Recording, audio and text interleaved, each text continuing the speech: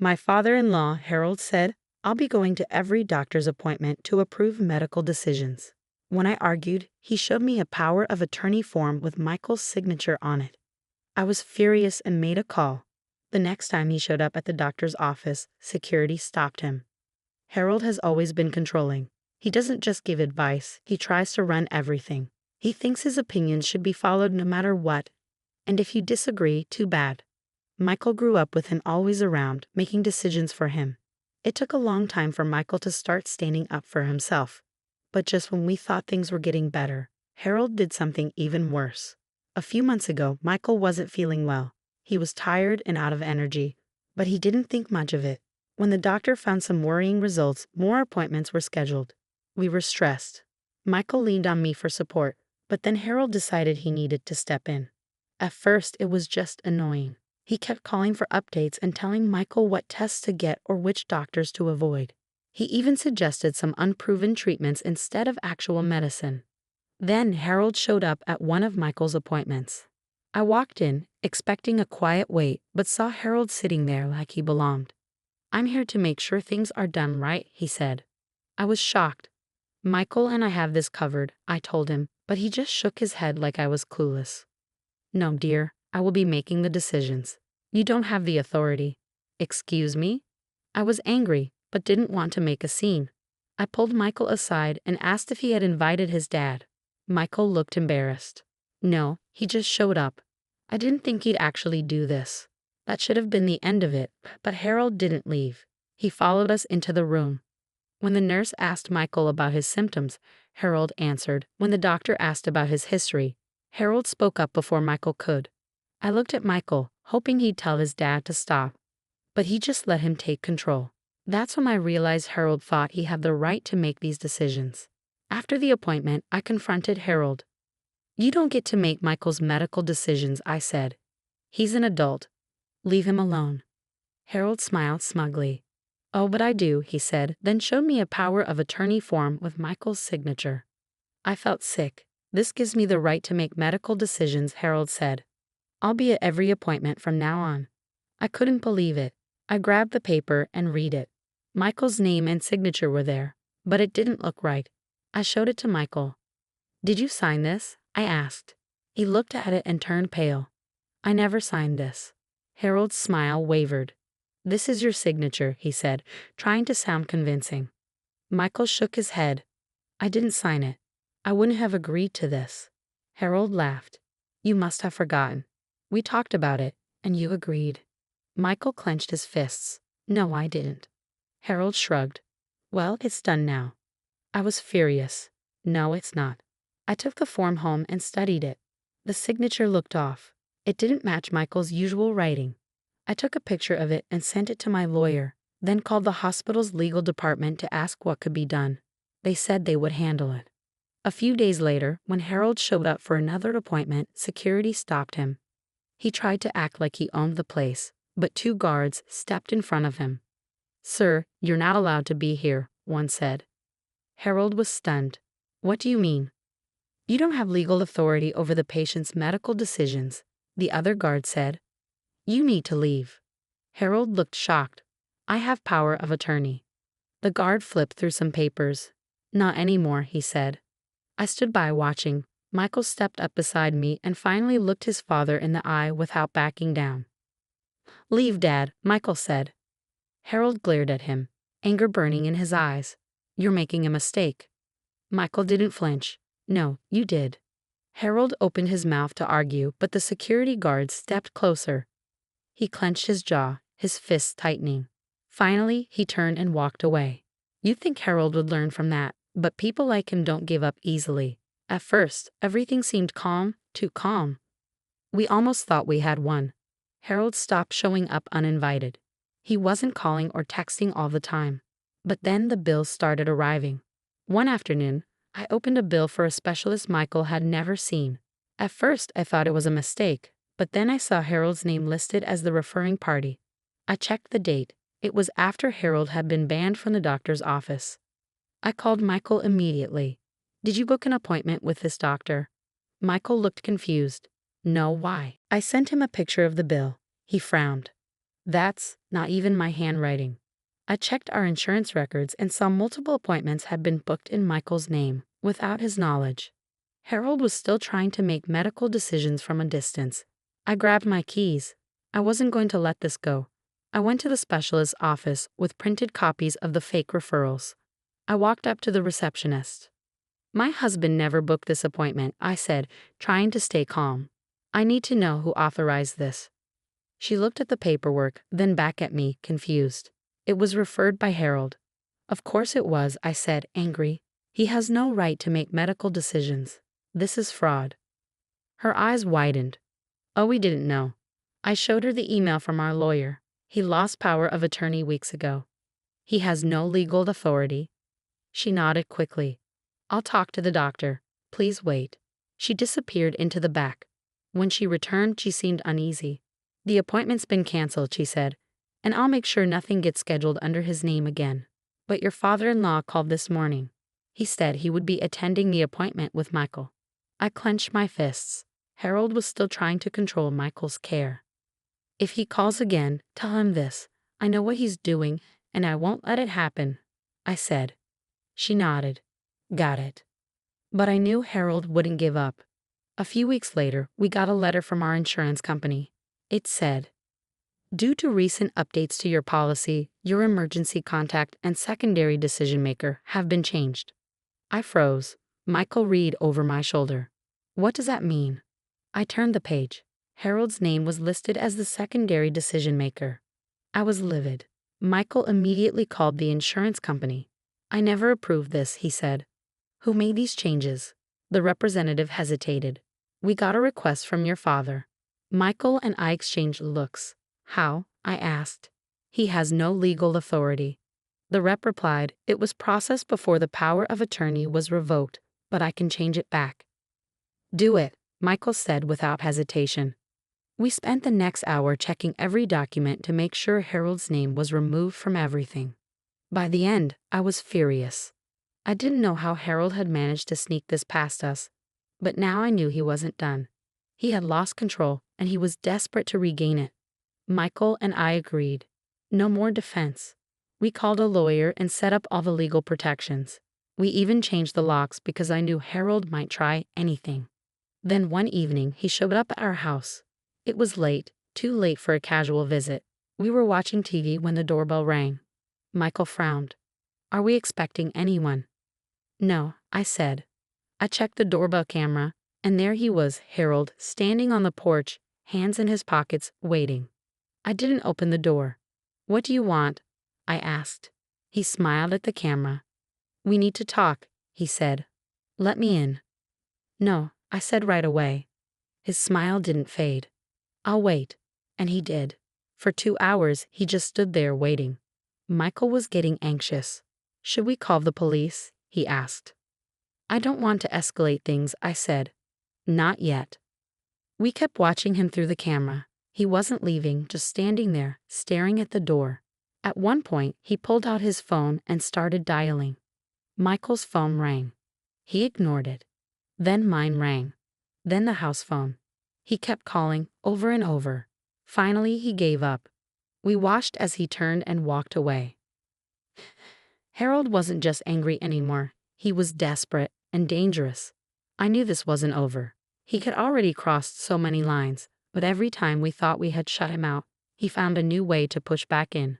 A few days after the fake 911 call, I got a knock at the door. 2 police officers stood outside, and my stomach dropped. "Ma'am, we received a welfare check request for Michael. Is he home?" Michael stepped into view. "I'm right here." The officers nodded. "Your father called us. He said he hasn't been able to reach you. He's concerned for your safety." I laughed loudly, the sound cold and bitter. Michael's face twisted with anger. "We're fine," I said. "He's lying." The officers exchanged a look. "Mind if we come in just to confirm?" Both Michael and I knew refusing would only make things worse, so we let them in. They did a quick sweep of the house, no signs of distress, no reason for concern. One of them sighed. "Sorry about this. False reports happen." We knew exactly what this was. Harold had figured out how to weaponize the police. He could send them to our door at any time, and now he had. And it worked. It felt like he had learned a dangerous new trick. Michael ran a hand through his hair, looking defeated. This isn't going to stop, is it? I exhaled slowly, the weight of it all settling in. No, I said firmly, but we're going to end it. Harold wasn't just targeting Michael's medical decisions anymore. He was trying to control our entire lives, and I had a feeling things were about to get worse. That night, we were sound asleep when the pounding on the front door startled us awake. It was 1:30 a.m. Michael shot up, confused and groggy. What the hell? I checked the doorbell camera. 3 police officers stood outside, flashing lights in the darkness. My stomach tightened. I answered the intercom. Can I help you? Ma'am, we received a 911 call from this address. The caller reported an ongoing domestic disturbance. My blood ran cold. There's no emergency here, I said, my voice firm. We didn't call 911. The officer's face remained neutral, but I could tell he wasn't convinced. Ma'am, we need to confirm that everyone inside is safe. Michael and I exchanged looks. We knew we had no choice but to let them in. The officers split up, one staying with me in the kitchen, while the other spoke with Michael. Do you feel safe in your home? The officer asked me. I clenched my jaw, fighting the urge to snap. Yes. Are you sure there's no emergency? He pressed. I nodded. There's no emergency. Do you have any idea who might have made the call? He asked. I didn't hesitate. Harold. The officer's eyes flickered with recognition. He had heard that name before. After asking a few more questions, the officers confirmed there was no emergency and left. But the message was clear. Harold had used 911 against us, and this wasn't just harassment anymore. This was dangerous. Then, just when we thought things couldn't get worse, Michael's job became the next target. He walked into his office one morning to find something was off. People were staring. His boss looked tense, and then HR called him in. What's going on? Michael asked as he sat down. The HR manager folded her hands. We received an anonymous email claiming that you've been using illegal substances at work. Michael froze. What? She slid a printed copy of the email across the desk. The lies were thick and venomous. It claimed Michael had been showing up to work intoxicated. It said he had been caught with pills in his office, and it even suggested that his erratic behavior was due to a mental health breakdown. Michael's hands trembled with anger. This is a lie. His boss believed him, but HR had to do an internal review. When Michael came home that night, furious, I knew exactly who was behind it. Harold had gone after Michael's career now, trying to ruin him in any way he could. We need to end this right now, I said, already pulling up the lawyer's number. The next morning, we went straight to our lawyer and filed for a restraining order. The fraudulent medical claims, the fake police reports, and now this, Harold had gone too far. But then Harold struck again. 2 days later, we received a letter from his lawyer. Michael opened it, read the first few lines, and went pale. What? I asked, my stomach twisting into a knot. He handed me the letter. Harold was suing us for elder abuse. He claimed we had been financially exploiting him, neglecting him, and emotionally abusing him by cutting off contact. He even had witnesses lined up, his new wife and some distant relatives we hadn't seen in years. Michael ran a hand through his hair, looking devastated. He's trying to flip the narrative. I sat down on the couch, the weight of the situation pressing down on me. He wants to put us on defense. If this goes to court, it could drag on for months. Michael buried his face in his hands, clearly broken. He's going to make us look like the bad guys. I wasn't going to let that happen. The hearing was set for 2 weeks later. By the time we walked into the courtroom, I had every single piece of evidence ready. The forged power of attorney highlighted. The fake medical appointments documented. The insurance fraud timestamped. The police reports submitted. Harold sat across from us, smug, confident he was about to win. But our lawyer stood up and immediately ripped his case to shreds. You claim you were financially exploited? Our lawyer asked. Can you explain why you were the one committing insurance fraud? Harold's face twitched. You claim you were emotionally abused, yet you called the police under false pretenses, attempted to sabotage your son's job, and even committed medical fraud. Harold's lawyer shifted uncomfortably in his seat. Then we pulled out the body cam footage from the fake 911 call. The judge watched it in silence as Harold's jaw clenched, the weight of his actions sinking in. Finally, our lawyer delivered the final blow. We are countersuing for harassment, defamation, and fraud. Harold's face went ghost white. The entire courtroom fell silent, and I could almost hear his world crashing down around him. This wasn't just about a restraining order anymore. This was about taking him down for good. Harold thought he had everything under control. For years, he had been manipulating Michael, setting up boundaries, and forcing his way into decisions that weren't his. But this time, he went too far. He thought filing a lawsuit would scare us.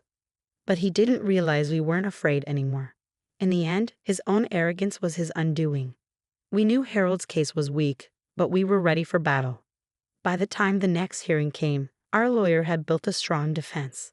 Harold had forged a power of attorney, faked medical appointments, tried to control our insurance, used 911 against us, and sabotaged Michael's job, all while claiming we were the ones who had abused him. The courtroom was packed. Harold had brought his new wife, some distant relatives, and a few friends to watch.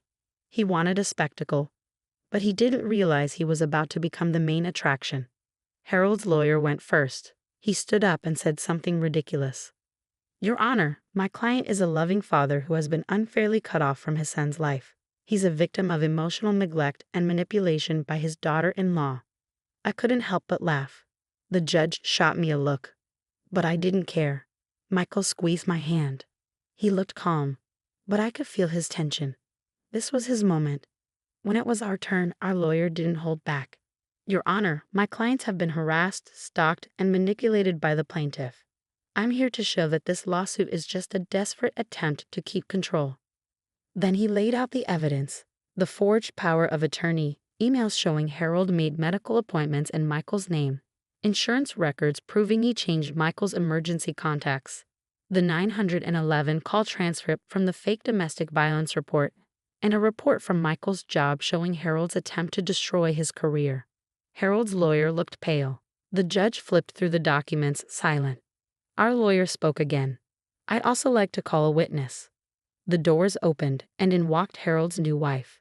She looked nervous, like she hadn't slept in days. When she saw Harold, she stiffened, but she didn't sit next to him. She sat next to us. The courtroom buzzed with surprise. "I have something to say," she said, her voice shaking. "I can confirm Harold forged the power of attorney." Harold's face went red. "What are you doing?" he hissed. She ignored him. "I saw him do it. He practiced Michael's signature. He told me it was the only way to control everything. He said Michael couldn't make his own medical decisions, so he had to force it." Michael exhaled sharply. Harold's lawyer looked horrified. The judge leaned forward.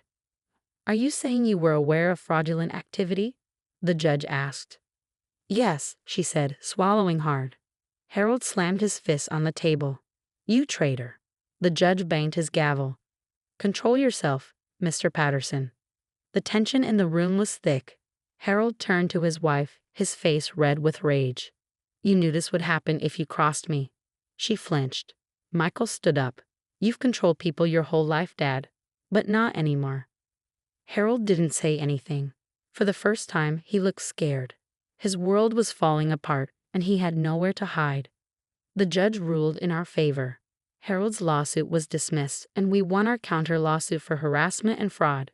The forged power of attorney was officially recognized as evidence of fraud. Harold was hit with legal fees, a permanent restraining order, and potential criminal charges for forgery. But the best punishment? His entire family saw him for who he really was. His wife filed for divorce a month later. His friends cut ties with him after learning the truth. Even Michael's distant relatives apologized for believing him. Harold lost everything.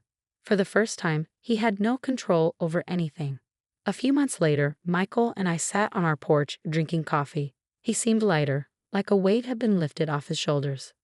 I reached for his hand. "You okay?" He nodded. "I am now." I squeezed his hand.